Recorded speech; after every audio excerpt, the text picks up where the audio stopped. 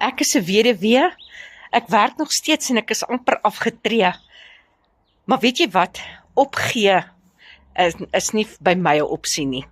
Ek het jarelank hard gewerk en nadat my man verlede jaar oorlede is, het ek meer as ooit besef, ek voer net 'n bestaan, ek lewe nie, want ek is gedurig in 'n finansiële situasie waar ek so gestres is dat ek nie weet of ek kom of ek gaan nie.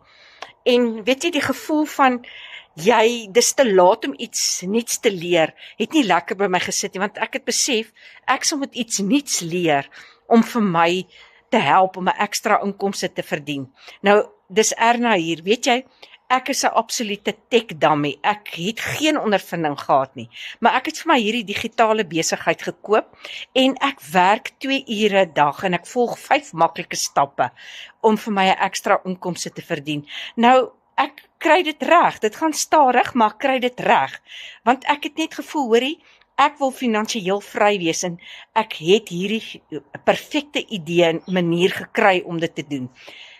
As jy daai persoon is wat ook dink, dis nog te laat om iets nuuts te begin, dan het ek nuus vir jou. Ek wil vir jou wys hoe ek dit stadig maar seker reg gekry het. Ek wil, jy moet vir my invou in die kommente, dan stuur ek vir jou die 5 stappe wat vir jou gaan verduidelik hoe ek gemaak het. En weet jy wat?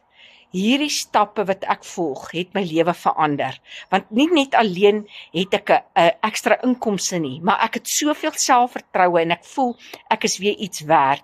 Ek voel ek het iets bereik.